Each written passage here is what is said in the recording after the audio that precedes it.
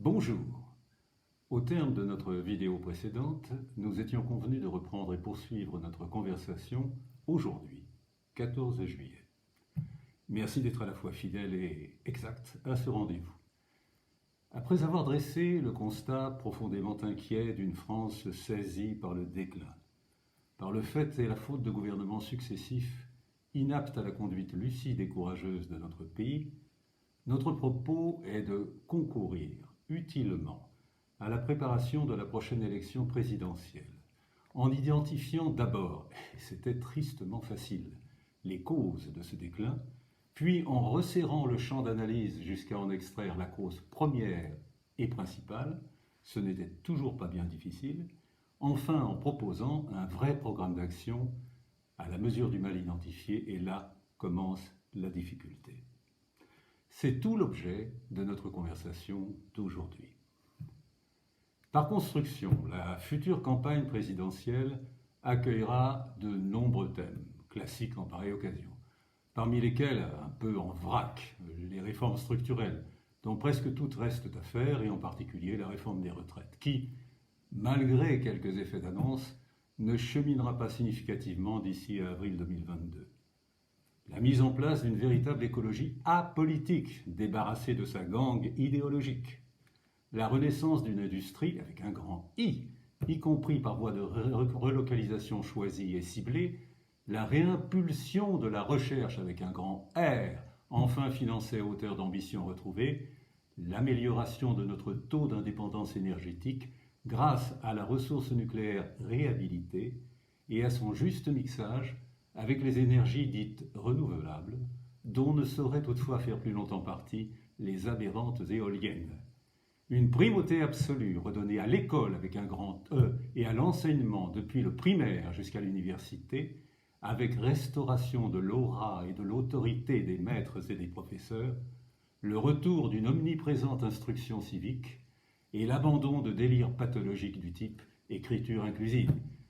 Et par ailleurs, une nouvelle appréhension de l'état de droit, ne faisant plus obstacle à la pleine expression de la souveraineté nationale, ce qui suppose la renégociation de traités, notamment celui de Lisbonne, également de pactes, et puis aussi de quelques accords internationaux. Et enfin, globalement, la restauration d'une identité nationale et d'un patriotisme conforme à nos racines séculaires. Sur tous ces thèmes, et bien d'autres, tout aussi sensibles et importants, s'affronteront des idées, mais ne se feront pas les différences, ni ne s'emporteront les convictions. Le sujet central qui, dans la future campagne présidentielle, surpassera tous autres au point de les presque subalterniser, sera la présence massive et invasive de l'islam en France. Nous disons bien de l'islam, pas simplement l'islamisme radical ou politique qui n'en est, si grave et inquiétant soit-il, qu'une expression consubstantielle. On peut en effet croire à un fidèle musulman modéré, sont nombreux à l'être, mais pas à un islam modéré, l'essence même de l'islam étant la volonté d'imposer la cause de Dieu de préférence à celle de l'État.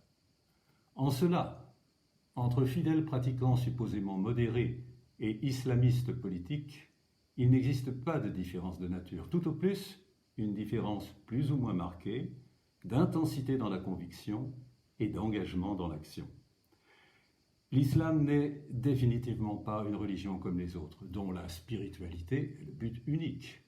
C'est une théocratie, une doctrine globale qui poursuit un dessein politique, économique, militaire, judiciaire, aux fins d'étendre par le djihad l'emprise d'Allah sur le monde.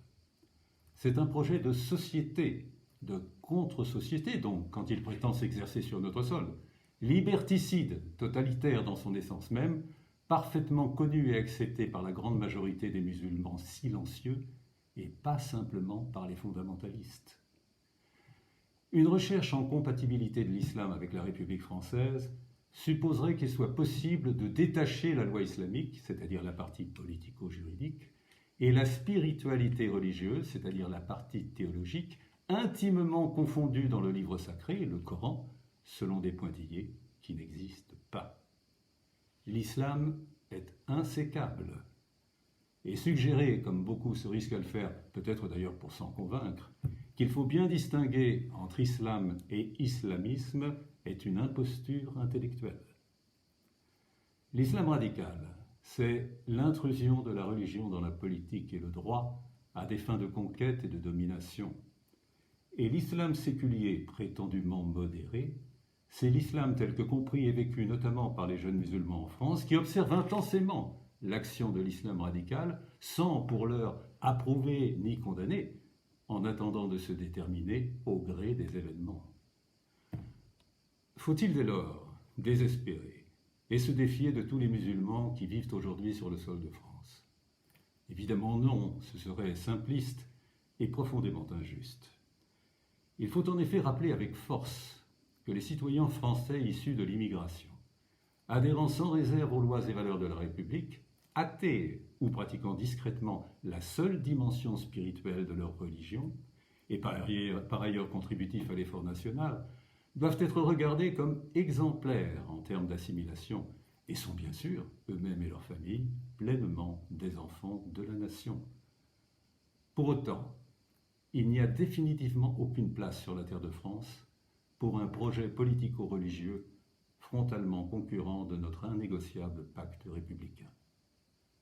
Voilà pourquoi, pensons-nous, la question migratoire et son cortège de conséquences funestes, atteintes civilisationnelles, formation de diaspora inassimilable, insécurité, dépenses sociales infondées, fractures communautaires, perte d'identité nationale, fournira l'épicentre de la future campagne présidentielle. Et selon les réponses apportées par les candidats, livrera la clé décisive de l'élection. Si bien sûr l'ensemble des thèmes constitutifs de cette campagne doit donner lieu à réflexions approfondies, propositions claires et responsables, c'est bien sur le sujet central de l'immigration extra-européenne qu'il convient par priorité de présenter un programme novateur, courageux, transgressif, ajusté à la gravité critique de la situation et dépouillé de ces ambiguïtés lénifiantes et pathelines qui sont la marque de l'actuelle équipe dirigeante.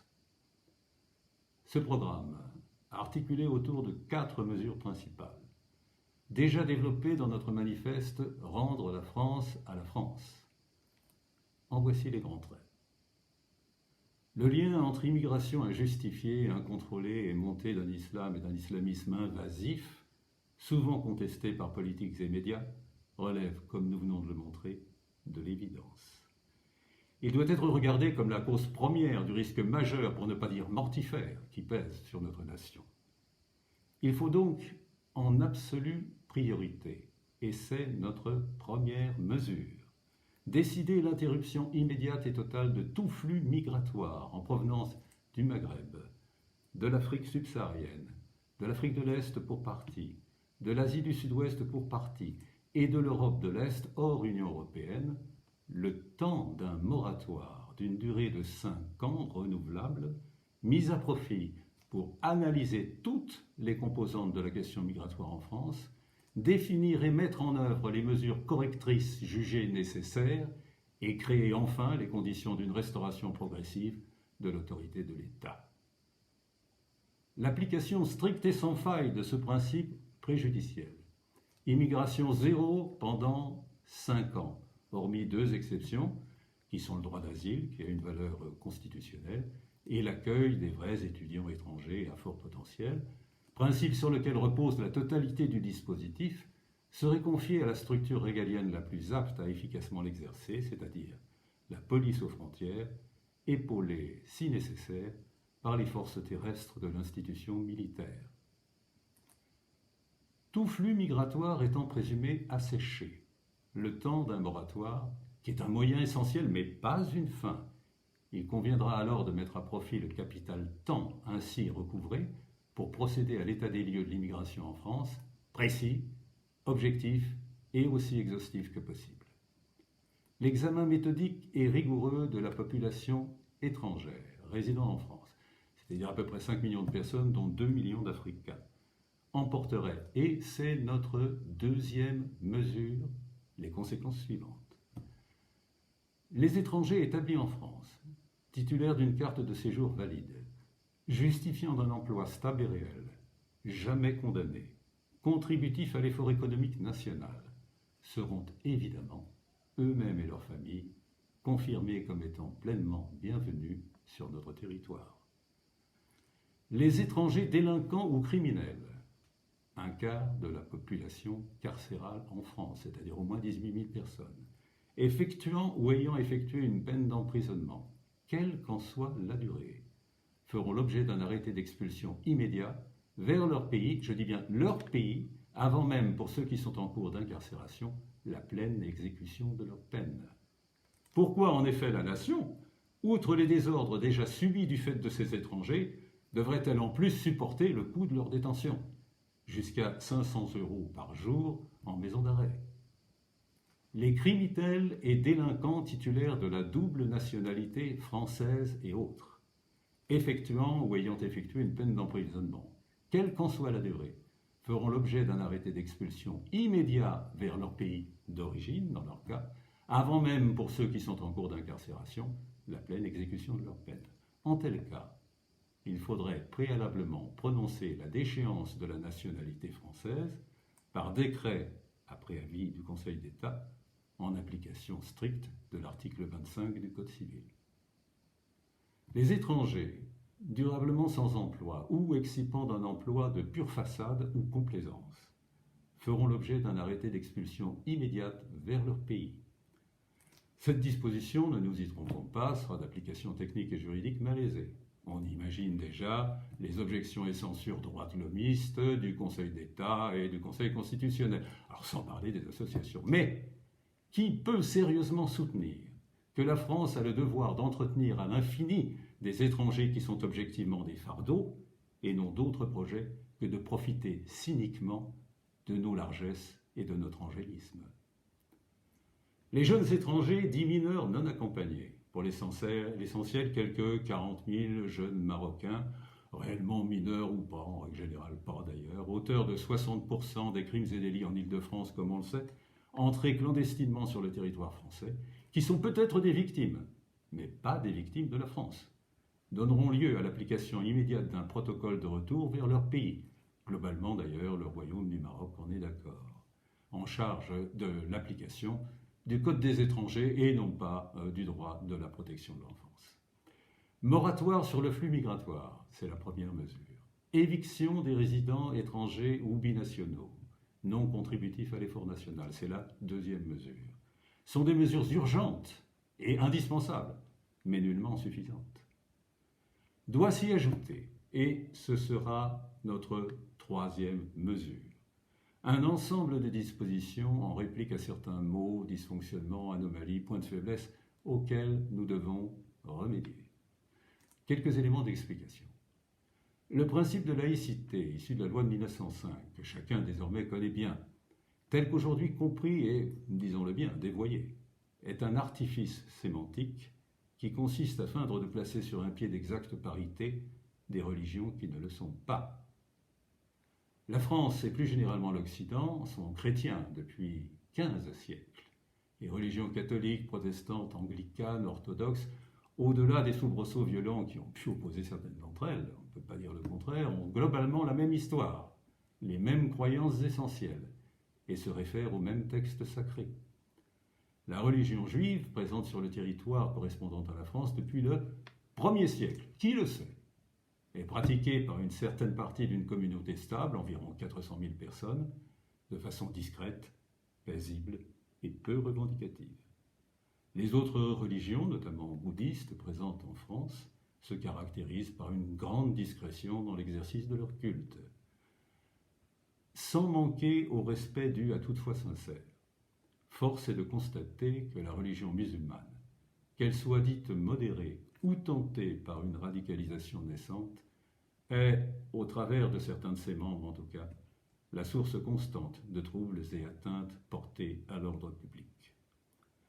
Implantée de façon totalement irrationnelle et sans contrôle depuis 1962, au travers de ses pratiques cultuelles et de certains comportements culturels induits, comme les exigences alimentaires, les pratiques vestimentaires, ou plus grave encore, l'acception patriarcale de la relation à la femme.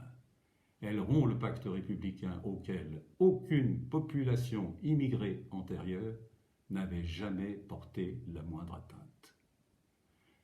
Qu'on veuille bien nous comprendre, le plus grand nombre de nos concitoyens musulmans ou de résidents étrangers musulmans sont hautement estimables, respectueux des lois de la République, titulaires d'un emploi honorable et souvent même occupent, pour le bien de la nation, par exemple dans le secteur médical, une position sociale et statutaire flatteuse et méritée.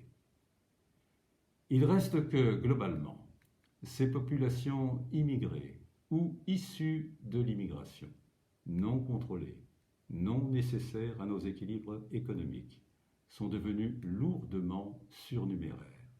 La vague d'origine subsaharienne ayant succédé à la vague d'origine maghrébine, au demeurant non tari, sans que nos gouvernements aient jamais vraiment entrepris le pourtant indispensable effort de régulation. La France n'a pas le devoir de s'adapter à la doctrine, aux principes et aux préceptes de l'islam. La France n'a pas le devoir de faire évoluer, même par voie d'acculturation subtilement instillée, sa propre culture multiséculaire vers une autre culture frontalement antagoniste qui ne lui correspond en rien. C'est tout le sens des dispositions additionnelles qui forment notre troisième mesure. Nous préconisons non pas la suppression du droit du sol, qui n'est pas incompatible avec le droit du sang, et qui existe en France sous des formes diverses depuis le XIVe siècle, Louis X le Hutin, mais en revanche, le réexamen complet des modalités d'application du droit du sol et du double droit du sol, en regard notamment de certains dévoiements qui lui sont infligés. Plus précisément, nous préconisons la suppression du caractère immédiat et automatique de l'attribution de la nationalité française à un enfant né en France de parents étrangers, disposition abrogée en 93, puis rétablie en 98. À sa majorité, l'enfant doit en effet faire une demande explicite d'accès à la nationalité française, demande qui peut être refusée par la nation. Il s'agit donc d'un double consentement, manifestant ainsi la solidité de son désir de pleinement appartenir à la communauté nationale. Nous préconisons un surcroît de vigilance administrative à l'égard des mariages blancs et gris, c'est-à-dire des mariages arrangés entre conjoints français et conjoints étrangers, dont le seul but est, pour ce dernier, d'obtenir immédiatement un titre de séjour. Pour décourager cette pratique frauduleuse, donc interdite et même sévèrement réprimée, en théorie, il conviendra de légiférer de la manière suivante: le mariage mixte français-étranger n'emporte plus pour conséquence l'obtention automatique par le conjoint étranger d'un titre de séjour et a fortiori ultérieurement de la nationalité française. Voilà qui devrait refroidir et même éteindre quelques élans passionnels peu spontanés. Nous préconisons l'interdiction immédiate et totale de tout signe religieux distinctif, y compris le voile islamique dans l'intégralité de l'espace public. Le port du hijab, nullement imposé par la loi coranique, peut certes en certains cas être l'expression d'une piété sincère, mais il signifie le plus souvent la soumission à la domination patriarcale, l'affirmation ostensible d'un mode identitaire, voire l'expression affichée et provocatrice d'un comportement militant. Nous préconisons la mise en conformité de l'abattage rituel avec les règles de protection animale nationales et européennes, qui sont ne pas intéresser nos ministères de tutelle, l'écologie et l'agriculture, c'est-à-dire avec étourdissement préalable, dispositions qui, selon les théologiens musulmans, n'altèrent en rien la valeur rituelle du geste sacrificateur. Nous préconisons la suspension immédiate de tout projet, quel qu'en soit le niveau d'avancement, de construction de nouvelles mosquées pendant la durée du moratoire, c'est-à-dire 5 ans. En l'absence de flux migratoires nouveaux, le solde national de résidents français et étrangers de confession musulmane ne peut que mécaniquement baisser, et donc le besoin en lieu de culte se contracter à due proportion. Nous préconisons la fermeture immédiate des écoles coraniques hors contrat d'association avec l'État. Ces écoles, au nombre de 120 à peu près aujourd'hui, sont le plus souvent d'inspiration fondamentaliste, islamiste ou salafiste. Y sont essentiellement enseignés le Coran, en particulier les sourates médinoises et la langue arabe.